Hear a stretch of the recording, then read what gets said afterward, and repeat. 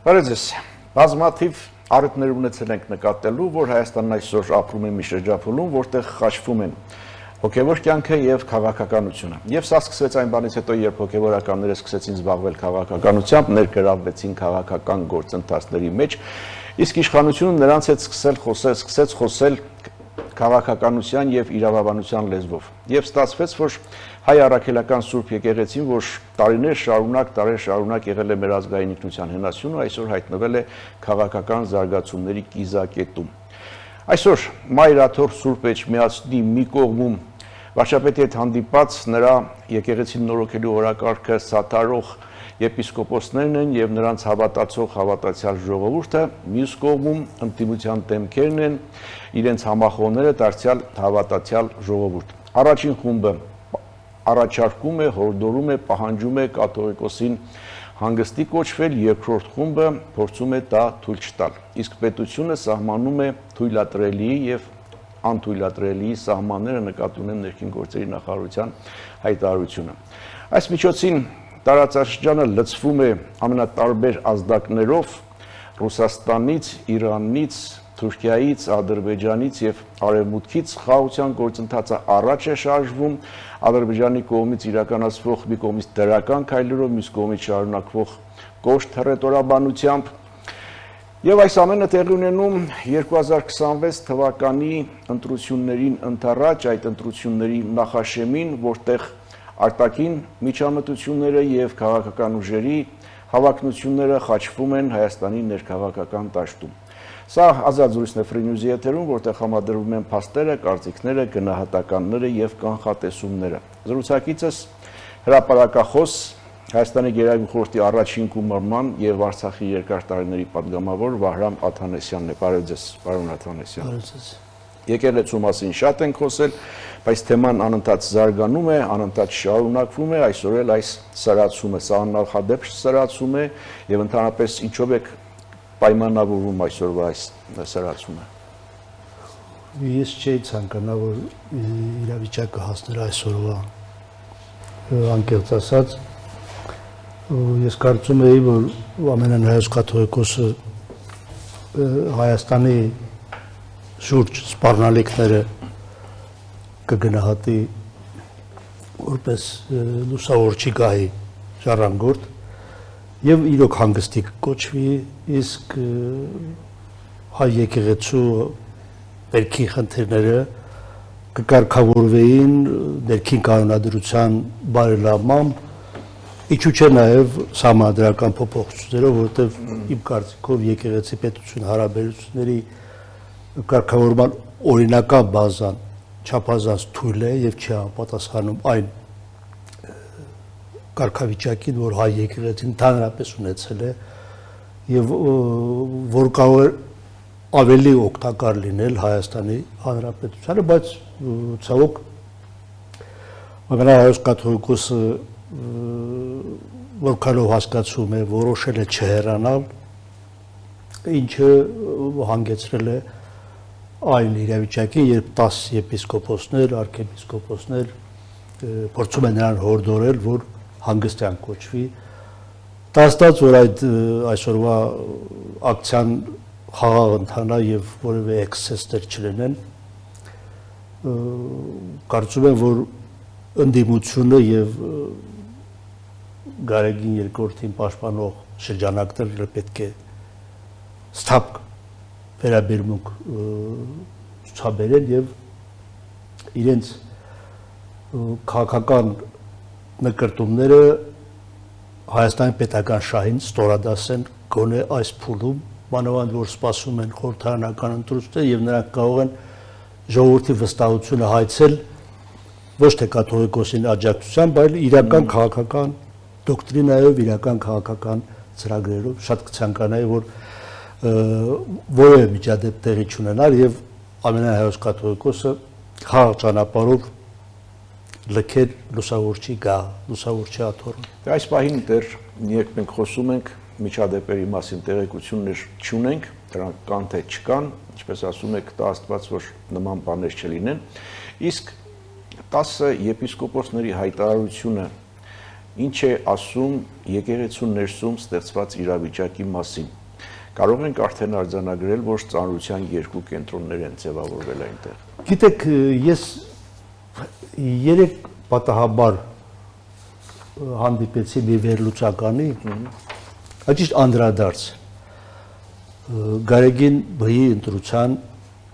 նախորդող շրջանի մամուլի արձագանքներ։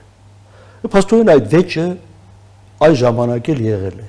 Իհարկե մենք գիտեինք, որ տարաձայնություն կա, բայց երբ այսօրվա ուսումնասիրողը վեր է հանում այդ օրերի մամուլի հրապարակումները, մասնավորապես օրինակ ասենք ազգ եւ առավոտ օրաթերթերի միջև կատաղի բանավեճը։ Ազգը պաշտպանում է Գարեգին Ներսիսյանի կաթողիկոսության թեկնածությունը, առավոտը վկայակոչում է 5 եպիսկոպոսների, այդ թվում նաև Արցախի թեմի առաջնորդ Պարքև arczepiskopos Martirosyan, ովքեր գտնում են, որ Գարեգին II-ը ոչ թե եպիսկոպոսած դասի թեկնածուն է, այլ իշխանության։ Այսինքն այսօրվա կաթողիկոսը ընտրվել է ահա այսպիսի մրցապայքարի պայմաններում եւ այս մրցապայքարը չէր կարող ներեկեղեցական խմբավորումների, խմբավորումներ ստեղծելու պատճառ եւ առիթ չհանդիսանա, բանավանդ որ ես զարմացած էի, որ կաթողիկոս ընտրվելուց կար ժամանակ անց նա օրինակ ասենք Ռուսաստանի եւ Նոր Նախիջևանի թեմի առաջնորդին հերացրել է որպես իր մրցակից թե ընդդիմախոս։ Որտեղ կոմես դա էլ անաղմուկ չանց վերագրումները, որ արվում են իշխանությանը, այդ ժամանակվա 1990 թվականի սեպտեմբեր-հոկտեմբեր ամիսների հայաստանյան մամուլի վերլուծությունը բերում է համոզման, որ եղել են թևեր, եղել են տարբեր թեկնածուներ, վեճ եւ ինչպես կարող է այդ վեճը ասենք մնա անհետևանք կամ բերել եղբայրական հաշտության դեր եկեղեցական, երբ ասենք կաթողիկոսը ընտրվել է, պաշտոնից հեռացրել է դիվանապետին եւ իր աջակցին է, ասենք դիվանապետ նշանակել կամ թեմական առաջնորդների փոփոխություն է կատարել, կարգալույց են արվել, զարմանալի պարզեցիք, որ այդ օրերին ձեր եպիսկոպոս է ձերբակալվել $200,000 գումար յուրացնելու կասկածանքով թե մեղադրանքով, ուզում եմ ասել, որ սա նորություն չի, ոչ էլ Փաշինյանն է ստեղծել, այս հակասությունը բարձում է, որ եկեղեցու ներսում եղել է եւ դրսևորում է այն ձևով, որ 10 եպիսկոպոսներ հանդես են գալիս կաթողիկոսին հանգստյան կոչելու նախաձեռնությամբ, ինչը անկեղծ պետք է ասենք շատ բնական է, որտեղ եթե ամենայն հայոց կաթողիկոսը եւ ասենք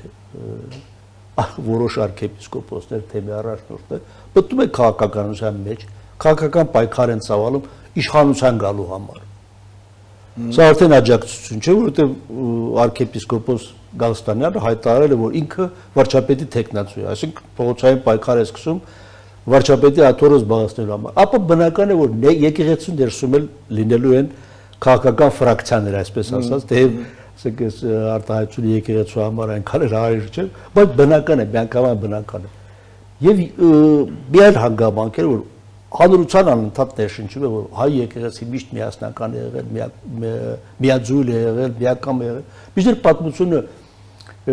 վկայություններ ունի, որ եղել են հակաթոռ կաթողիկոսներ, կաթողիկոսի պաշտոնի համար կատաղի պայքար, կաթողիկոսի ընտրված կաթողիկոսը չի հասել օծման, ինչպես օրինակ ասենք Արգուտյանը Պետերբուրգից ճանապարհվել է, որ Էջմիածնում պետք է օծվի, բայց Թիֆլիսում մահացել է, ասում են թունավորել են։ Մի խոսքով, եկեղեցին ինքը որպես մարմին միշտ քաղաքական է եղել։ Դա հայ եկեղեցին չի հարել, բոլոր եկեղեցիներն այդպես են։ Եվ սրված իրավիճակում առաջին անհանդուր ժողովականությունը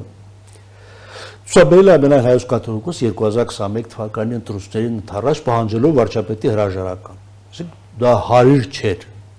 հոգևորականին, հարիր չէր լուսավորչի գահի գահակալին, հարիր չէր այդ պահին Հայաստանում ստեղծված չափազանց պայթունավտանգ իրավիճակի, որտեղ Նիկոլ Փաշինյանը ընտրությունների գնում 44-օրյա պատերազմից ծանր պարտությունից մի քանի ամիս անց հուզական մթնոլորտը շատ ավելի անկայուն էր, քան այսօր եւ օրինակ ամեն ինչ էլ ավելի սպասելի էր այդ բանը կաթողիկոսը փոխանակ զոհվածների հիշատակին հոգեհանգստյան կարգ իսկ ասենք նրանց հարազատներին եւ ամբողջ ժողովրդին, ամբողջ հայ ժողովրդին համբերություն, մխիթարանքի խոսքեր ասելու փոխարեն բանկամից մտավ քաղաքական դաշտ, քաղաքական կողմ։ Այո, եւ ընդ որում ոչ թե նորից կրկնեմ, ոչ թե որպես աջակից,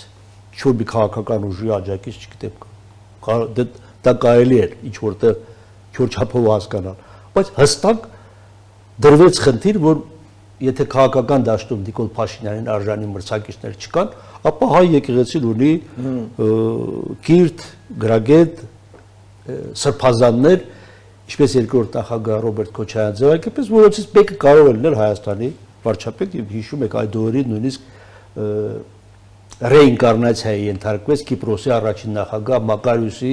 կերպարը, որ եպիսկոպոս լինելով ստանձնեց Կիպրոսի նախագահի պաշտոնը, բայց մոռացության է մատնում, որ Կիպրոսի այսօրվա ողբերգության պատճառը Մակարյոսն է։ Դու եթե նա ծայրահեղ ազգայնական քաղաքականություն չորթեգրել, ապա Կիպրոսի թուրքերը չէին ապստամբի, Թուրքիան չէր օկուպացնի եւ Կիպրոսը չէր բաժանի։ Հիմա այս եթե այսպես խորքով նայենք, արդյոք այդ հայ Մակարյոսը չէր բերելու նույն իրավիճակին, ինչ որ Կիպրոսի Մակարյոսն է, բայց սա իհարկե հիպոթետիկ ենթադրություն է։ Շատ լավ, իսկ ընդդիմության գործիչների, ընդդիմադիր ուժերի կեցվածքը, դիրքավորումը, դիրքորոշումը, մասնակցությունը, ներգրավվածությունը այս ամբողջ գործընթացին ինչի մասին է խոսում, սա արժեքային դաշտում են իրենք գտնվում, թե քաղաքական պայքարի նոր փուլ են բացում, նոր դաշտ իրենց համար։ Դուք ես կարծեմ եթե հիշողություն չի դավաճանում ձեր եթերում ձեր հետ հարցազրույցում ասել, որ կաթողիկոսի եւ վարչապետի հակասությունը քաղաքական է։ Ես ժամանակին ասել եմ, որ կաթողիկոսի Մինսկ այցը անարգանք էր Հայաստանի Հանրապետության հասցեին։ Հիշեցի։ Եվ ըստ երևույթին քաղաքական այն ուժերը, որ այսօր վարչապետին քննադատում են Ռուսաստանի հետ ռազմավարական դաշինքը փլուզելու, հարաբերությունները վատթարացնելու, չգիտեմ, եւ հանդես են գալիս ինչ որտեղ միութենական պետության կազմում Հայաստանի ընդգրկվելու առաջարկությամբ կամ տեսլականով կարծում եմ կաթողիկոսը կիսում է այդ հայացքները, առնվազն դեմ չէ, եթե չասենք օրհնում է, ուստի եւ նա նույնանում է այն քաղաքական թևի հետ, որը Հայաստանի աշխարհաքաղաքական ընտրությունը տեսնում է բացառապես Ռուսաստան, Բելարուս միութենական պետությանը անդամագրվելու, մասնակցելու, չգիտեմ։ Դեք զավեշտը այն է, որ 1999 թվականին, եթե չեմ սխալվում, Հայաստանում ստորագրահավաք է կազմակերպվել։ Այո, այո։ Ժամանակ Հայաստանի Հանրապետության նախագահ Ռոբերտ Քոչարյանն էր։ Եվ Ռոբերտ Քոչարյանը դեմ է եղել այդ ստորագրահավաքին։ Ստորագրահավաք կազմակերպել է, եթե չեմ սխալվում, հանգուցյալ Արտաշես Գեղամյանը իր կուսակցական 1999 թվականին, երբ Բելարուս Ռուսաստան միութենական պետությունը նոր էր ֆորմալ տեսքի բերում, ինչու Հայաստան չի մասնակցել։ Բայց մեն ինքնիշխանության կորստի խնդիր չկա։ Լավ, այս ժամանակ Լեռնային Ղարաբաղի խնդիրը դեռ սուր էր, հնարավոր էր լուծումներ գտնել։ Ինչու ընտրվեց Լեռնային Ղարաբաղի խնդրի կարգավորման բանակցությունների արևմտյան հարթակ։ Մոտ 10 տարի։ 1999 թվականից 2008 թվականի Մայենդորֆյան հանդիպում Ռուսաստանը չի միջամտել Լեռնային Ղարաբաղի կարգավորման բանակցային գործընթացին։ Մոդերատորներ եղել է Ֆրանսիան, իսկ այդ տարածքների կամ սուվերեն միջանցքների փոխանակման հարցով բանակցությունները ընթացել են Միացյալ Նահանգների խորհրդարության ներքո, սա գաղտնիք չէ, ճիշտ է, այնտեղ Ռուսաստանի փոխարտգործնախարարներ են մասնակցել, Ֆրանսիայի ներկայացուցիչները մեկնել Քիևից, բայց մոդերատորը եղել է Միացյալ Նահանգները եւ Միացյալ Նահանգների նախագահն էր պատրաստում Քոչարյանին եւ Ալիևին ընդունել ու շնորհավորել գործարք կնքելու։ Այդ 1999 թվականին նորից եմ ասում, ինչու է նյութենական պետության գաղափարը Հայաստանի իշխանությունները չեն պաշտպանել։ Լավ, մեր մասը չէ պաշտպանել։ Այդ ժամանակ երևի Ռուսաստանին պետք չի եղել, որ Հայաստանը։ Իսկ այսօր պետք է։ Այս ուզում եմ հենց այդ հարցը տալ։ Այսօր Ռուսաստանին պետք է արդյոք Հարավային Կովկասում ունենալ մի նյութենական պետության մաս կազմող մի սուբյեկտ, որը ինքը ընդհանուր սահման չունի։ Այսինքն մենք ինչ Կալինինգրադի մարզի կարգավիճակ ենք ունենալու։ Դե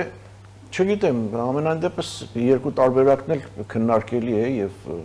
երկու կողմն էլ փաստարկներ ունի այդ։ Գիտեք, այստեղ վտանգը որն է։ Վտանգը նա է, որ երբ մենք խոսում ենք նյութենական պետության մաս կազմելու մասին, մեր հարևանները Վրաստանը եւ Ադրբեջանը, ուղղամիջական հարևանները, դա անցալում են որպես իրենց ինքնիշխանությունը տապալելու Հայաստանի կոչ։ Եվ ճշտամաբար է տրամադրվում մեր հանդեպ։ Ինչպես տարիներ շարունակ եղել է, տասնամյակներ շարունակ եղել է, օրինակ Վրաստանը մեր Հայաստանի հետ ոչ մի խնդիր չի ունեցել, բացառությամբ այն, որ միջազգային բոլոր հարթակներում Հայաստանը դեմ է արտահայտվել Աբխազիայի եւ Հարավային Օսեթիայի օկուպացիան դատապարտող բանաձևերի ընդունման։ Բայց այսօր մենք ասում ենք նյութենական պետության մաս ենք կազմում, լավ հասկացանք։ Հանրապետական կուսակցության ներկայացուցիչը Էդուարդ Շարմազանովն ասում է, թե պետք է թող երկրորդ ռազմաբազան ունեն, հասկացանք, երրորդն էլ ունեն, բայց ինչպես է այդ ռազմաբազայի հետ Ռուսաստանը իր ֆիզիկական կապը ապահովելու, եթե վաղ օրինակ Վրաստանը օդային տարածքն էլ փակի, ցամաքային տրանսպորտն էլ փակի, ես թույլ չեմ տալիս, որ իմ տարածքով դու բեռներ ռազմական բեռներ։ Ես հիշեցի ռուս այդ պրոպագանդիստներն ասում էին պետք էր Վրաստանով անցնել, հիշում եք։ Հիմա մենք ակամայից վերածվում ենք Վրաստանի ինքնիշխանության, Ադրբեջանի ինքնիշխանության ճշտամի, որտեղ Ռուսաստանը Հայաստանի հետ ֆիզիկական աշխարհագրական ֆիզիկական կապ ունելու համար կամ Վրաստանը պետք է օկուպացնի, կամ Ադրբեջանը, կամ երկուսը միաժամանակ, ինչպես եղել է 1920 թվականին Ադրբեջանից մտել են Հայաստան, Հայաստանից անցել Վրաստան, 21 թվականի փետրվարի 26-ին լուծարվել է նաև Վրաստանի անկախ պետությունը։ Ես չգիտեմ, Ռուսաստանը դա ուզում է, դա կարողանալու է, կարողանա ուզելու։ Ես համոզված եմ, որ Ռուսաստանը չի ցանկանում։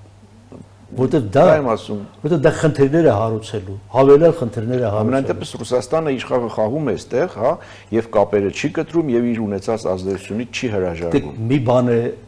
ասենք, ամենա դրական տրամադրված երկրներից մեկի օրինակը, մի բան է Իրան-Ռուսաստան հարաբերությունները Հայաստանի անկախության դեպքում, մի բան է Հայաստանի անդամակցությունը Ռուսաստան-Բելարուս միութենական պետության։ Համաձայն։ Սա սպառնալիք է նաև, ասենք, Իրանի համար, չխոսած Թուրքիայի մասին։ Չխոսած Թուրքիայի մասին, որ արդեն Ադրբեջանում լիովին հաստատվել է։ Լիովին։ Լավ, անցնենք առաջ, իսկ Իրան եւ Ռուսաստանը զուգահեռ հայտարարությունները թրիպի մասով ինչի մասին են խոսում։ Փոքր դատարից հետո շարունակենք, կվերադառնանք վարքյաններ անց։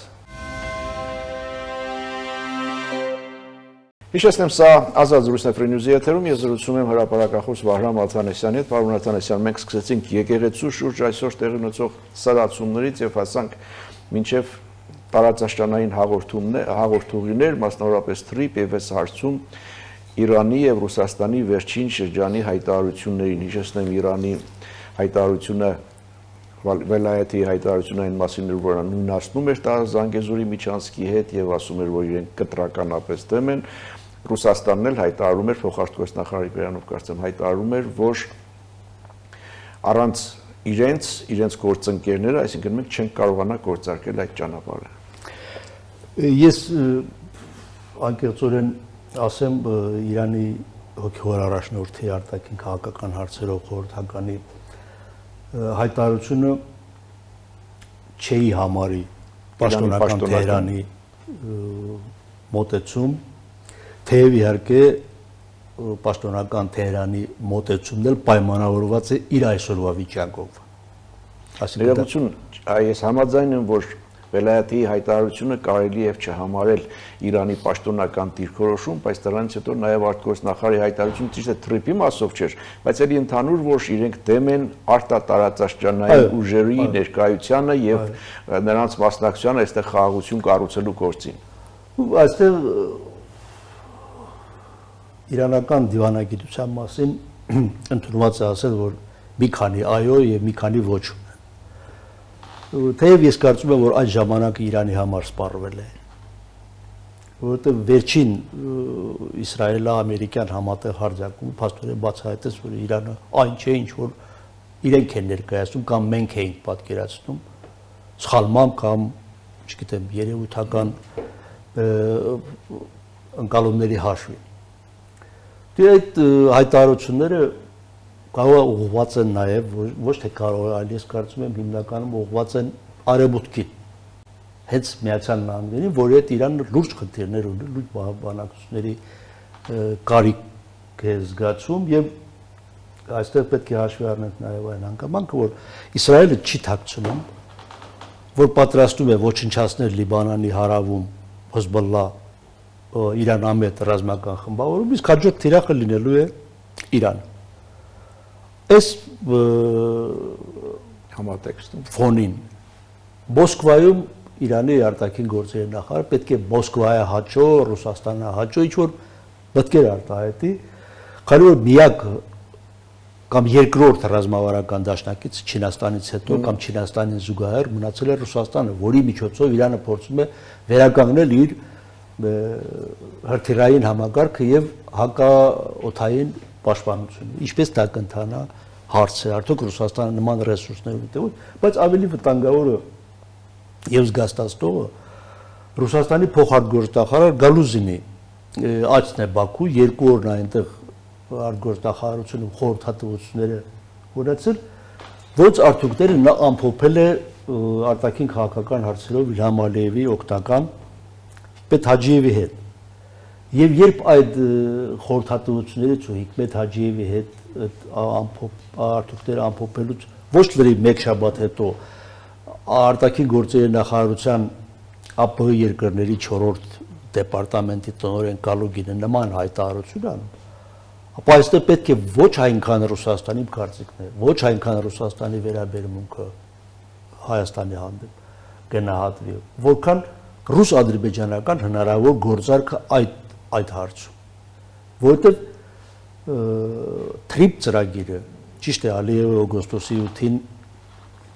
Թրամփի ներկայությամբ ստորագրել չէր կարող չստորագրել, չէր կարող մերժել Թրամփի հրավերը եւ չմեկնել Վաշինգտոն, ինչպես օրինակ ասենք 2024 թվականի տարեվերջին մերժեց Բայդենը։ Չէ, պետք է ըստ էության այդ պայմանագիրը պետք է նախաստորագրվեր ԱՄՆ պետքարտուղարի ներկայությամբ անցյալ տարվա դեկտեմբերին Ալիև մերժեց։ Թրամփին չէր կարող մերժել, ստորագրել է, բայց այդ թրիփ ծրագիրը, որը իրականացվում է Հայաստանի տարածքային ամբողջականության եւ Մեղրիի երկաթուղու նկատմամբ, այդ անցուղու նկատմամբ իրավազորության իրավական գերակայության ներքո, սա ոսկոր է Ալիևի կոկորտի։ Չի կարող մարսել։ Տասնամյակներ շարունակ զանգազուր եւ հանկարծ բարձում է որ ոչ Ռուսաստան Ադրբեջան շահերը նորից համընկնում են այստեղ հնարավոր է ես չեմ ասում համընկնում են կամ Բաքուն լիովին հանձնվել է ասեք Մոսկվայի այդ գայթակղություններին բայց այնտեղ օրինակ մամուլում հարաբերակումներ կան որ գիտեք ճիշտ է երկաթուղին անցնում է Հայաստանի տարածքով բայց խորհրդային տարիներին այդ երկաթուղու կառավարումը վերապահված է Ադրբեջանի երկաթուղու վարչությանը սա ակնարկ է Չէ՞ որ այդ որոշումը ընդունվել է 1967 թվականի խորհրդային միության կառավարությունն է որոշել Ադրբեջանյան երկաթուղները բաժանել են երկու մասի մեկը թողել են Թբիլիսիում Հայաստան-Վրաստան Ադրբեջանը առանձնացրել է ինչու են առանձնացրել Սա ում է եղել турք ում են հաճույք պատճառել Իրանին Թուրքիային Իսկ կարծում եմ Թուրքիային, միաժամանակ նաև Իրանին, որովհետև վերջո Մեղրիի այդ ացողին Ռուսաստանը կապում է Պարսկաստանի հետ։ Սովետական շրջանում աշխատել է Բաքու, Մոսկվա, Թեհրան ճեպընթաց, պարտատար գնաց, որ անցել է Բաքուով, եկել ջուրֆայով մտել է Պարսկաստանի տարածք։ Հիմա ինչու են դա հիշեցնում։ Ադրբեջանական մամուլը ինչու է հիշեցնում, ընդ որում հղում է անում նախկին արտգործնախարար Թովֆիկ Զուլֆուգարովին։ Զուլֆուգարովը, այսպես ասած, հետին ջորեպան չէ։ Նա Իլհամ Ալիևի խոսափողն է։ Ու ամբողջ այս պատերազմի ընթացքում պատերազմից հետո Զուլֆուգարովը արտահայտած բոլոր տեսակետները մեկը մեկին համընկել են Իլհամ Ալիևի պաշտոնական խոսույթի հետ եւ ես կարծում եմ, որ սա ակնարկ է Ալիևի կողմից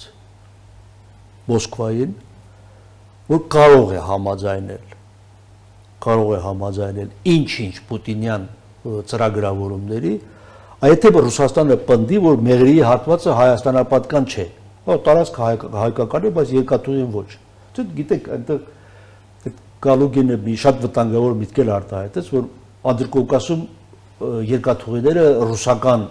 բան են, աղուրներ են։ Հայաստանը արձագանքեց, որ այդ հատվածը ռուսական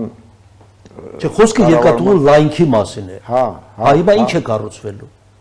Եվ Ադրբեջանում ինչ է կառուցվել։ Պետք է իմանալ, որ Ադրբեջանը կառուցել է մինչև Հայաստանի սահման համարյա երկաթգից համարյա պատրաստ է։ Ռուսական ստանդարտներով։ Այսինքն ռուսական ստանդարտները, թե միջազգային եվրոպական ստանդարտները։ Սրանից էլ ինչ-որ բաներ կախված։ Եվ ասենք Հայաստանում 43 կիլոմետր երկաթուղին ռուսական ստանդարտներով ելնելու, թե եվրոպական։ Դա պետք է միանա Թուրքիային։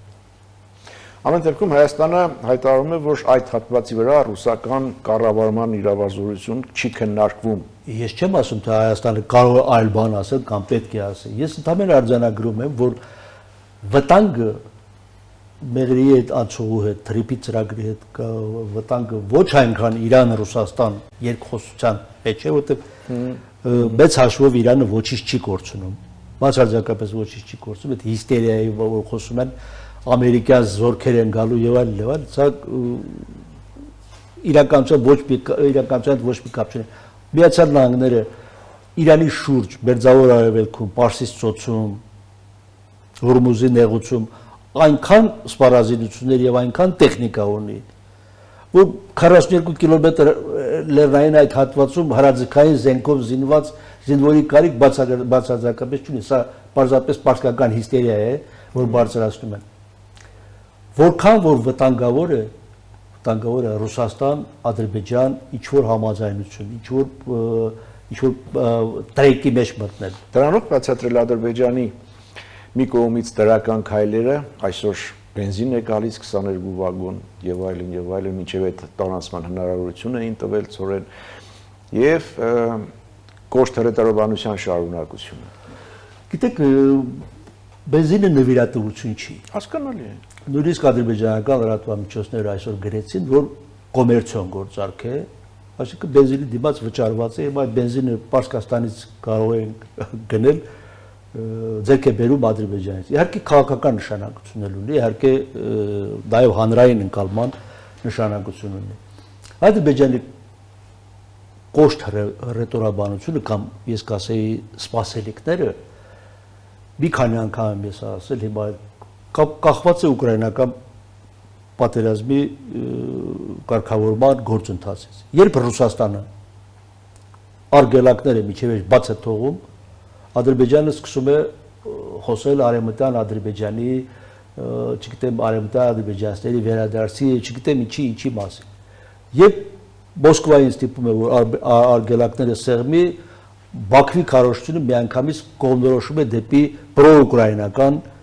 եւ պրոեվրոպական տիրույթ։ Այլև խնդիրներ ունի նաև Եվրամիության, լրջագույն խնդիրներ ունի, որտեղ Եվրամիությունը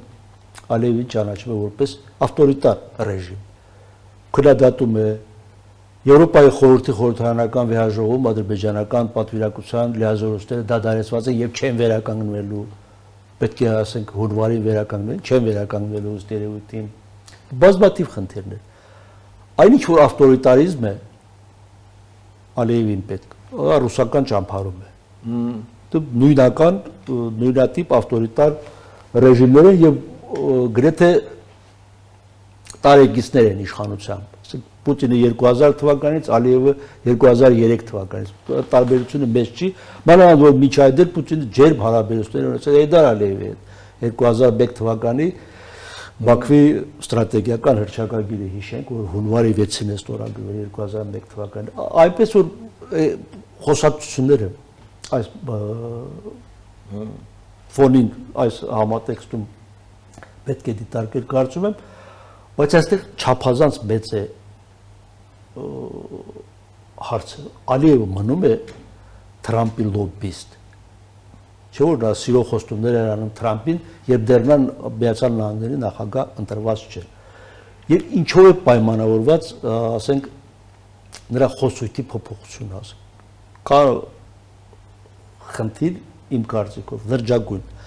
որ Թուրքիա-Ամերիկա հարաբերություններին է վերաբերում։ Գուցե Ալիևը Էրդողանի տրենդն է պաշտպանում, ինչ-որ առումով ինքնել ներգրավելու թուրք-ամերիկյան հարաբերությունները, որը ինքը կարող է ներկայացնել որպես աջակցություն, բայց փաստացի դա իր շահն է, որովհետև տեսեք ինչ աշխարհի, ինչ մակարդակի ինքը կբարձրանա Միացյալ Նահանգների նախագահի աչքում։ Որտեղ վտանգավորը ժամանակն է, որտեղ Թրամփը հավերժական չէ եւ ասենք վարչակազմի Ամերիկայում վարչակազմի փոփոխություն իհարկե չի բերելու Թրամփի այդ ուղու փոփոխության։ Դե ես որքանով հասկանում եմ, դա դեմոկրատական վարչակազմի ժառանգություն ստացած ծրագիր է, որ Թրամփը ուղղակի պաշտպանել է այսօր։ Բայց ամեն դեպքում ազնական գործոնը մեծ նշանակություն ունի, օրինակ ասենք Ալիևը Թրամփի հետ չի կարող խոսել այնպես, ինչպես խոսում էր Բայդենի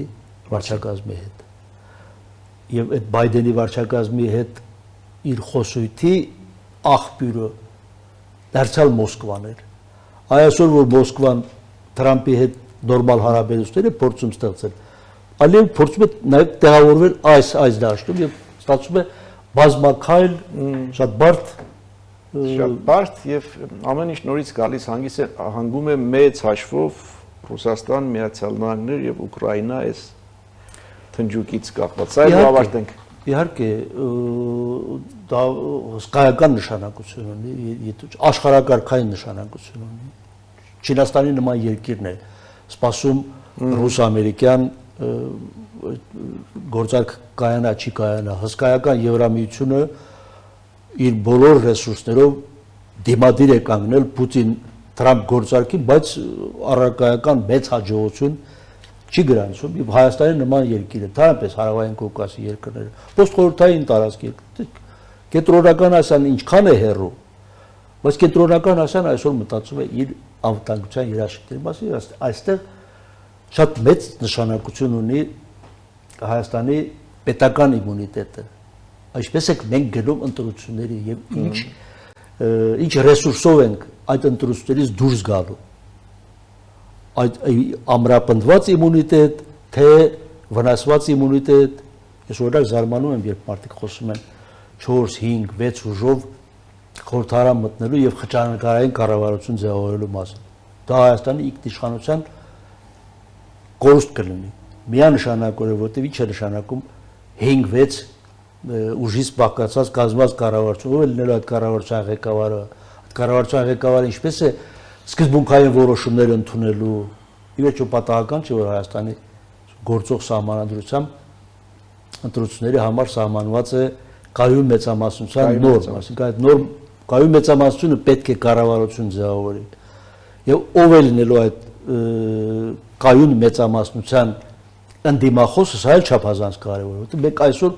փաստորեն քաղաքական ընդդիմախոսություն Հայաստանում չկա։ Կա հակափաշինյանական քարոզություն, որ ընդդիմության հետ ընդդիմադիր գաղափարախոսության քաղաքական խոսույթի հետ ոչ մի կապ չունի։ Դա Փաշինյանը չկա, իշխանություն չի։ Ենթադրենք։ Ձեր ծրագիրը ո՞րն է, դուք հանրությանը ինչ եք առաջարկում։ Եվ վերջին դիտարկումը, որ ասենք ընդդիմությունը նրա համար չէ, որ ասենք միայն գործող իշխանություններին դատապետի։ Ընդդիմությունը նախ պետք է ինքնակրադատական վերաբերմունք դրսևորել իր հանդեպ նոնսենս երեք ես ասենք գրառում եմ կարդացել Ռուբեն Մաթեոսյան, Կարինե Խոդիկյան, Էդվարդ Միլիտոնյան, չգիտեմ մյուսների անունները չեմ հիշում, քննադատում են նրա համար, որ 44-օրյա պատերազմի ժամանակ զենքի կոչ են արել։ Այո։ Այսինքն այդ մարդիկ Միլիտոնյանը նույնիսկ արձագանքեց այդ գրառմանը։ Չեմ կարդացել Միլիտոնյանի արձագանքը, բայց կրկնում եմ, ուղղակի բարդ դժվարանում է դրան գնահատակ։ Այսինքն այդ մարդիկ պատերազմի ժամանակ պետք է ասեին զենք ցածկացեք, դիրքերը թողեք եկեք, ինչպես որոշ քաղաքական ուժերի եւ որոշ անհատների են վերագրում, չէ՞, ասում են, այսինչ ուժը ռազմաճակատում քարոզել է, որ հողերը հանձնված է զոհեր տալու անհրաժեշտություն չկա։ Լավ,